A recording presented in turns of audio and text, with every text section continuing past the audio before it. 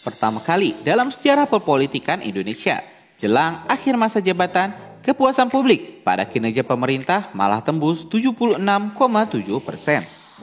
Berbeda dengan masa kepemimpinan presiden sebelumnya yaitu Susilo Bambang Yudhoyono, menurut hasil survei yang dilakukan Lembaga Survei Indometer pada 21 hingga 27 Januari 2023 menunjukkan tingkat kepuasan yang sangat tinggi terhadap kinerja Presiden Joko Widodo yang mencapai 76,7% menjelang tahun politik atau akhir masa kepemimpinannya. Temuan survei yang dilakukan Indometer menunjukkan tingkat kepuasan publik terhadap Jokowi mencapai 76,7%, kata Direktur Eksekutif Lembaga Survei Indometer Leonard SB melalui keterangan tertulis yang diterima di Jakarta pada Minggu kemarin. Dirinya menjelaskan, kilas balik setahun terakhir menunjukkan tingkat kepuasan publik terhadap kepala negara bertahan pada kisaran di atas 75%. Bahkan pada survei terbaru, 8,6% publik menyatakan sangat puas terhadap kinerja pemerintahan Jokowi.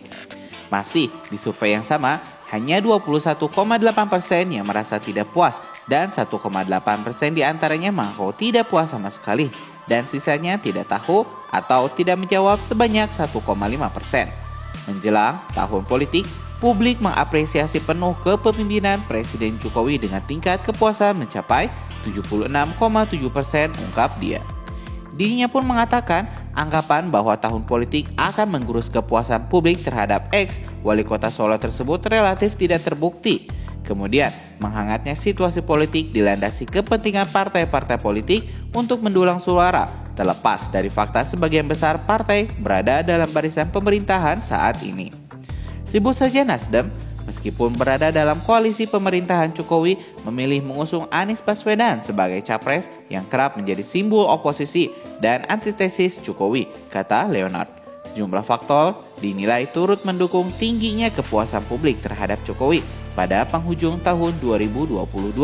Pemerintah memutuskan mencabut kebijakan pembelakuan pembatasan kegiatan masyarakat (PPKM) secara nasional.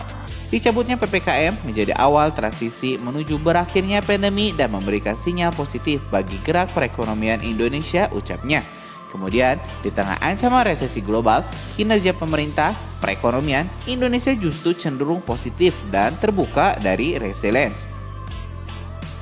Meskipun Indonesia diyakini tidak akan memasuki resesi, Jokowi juga mewanti-wanti situasi seperti resesi tetap akan dirasakan sebagian dampak menurunnya perekonomian global khususnya terhadap sektor pangan dan energi, ujar Presiden.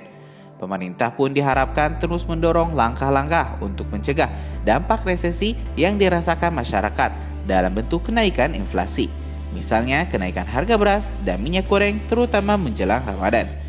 Survei Indometer dilakukan terhadap 1.200 responden di seluruh provinsi yang dipilih secara acak bertingkat survei. Wawancara dilaksanakan secara tatap muka dengan menerapkan protokol kesehatan COVID-19 dengan margin of error sekitar 2,98% dan tingkat kepercayaan 95%.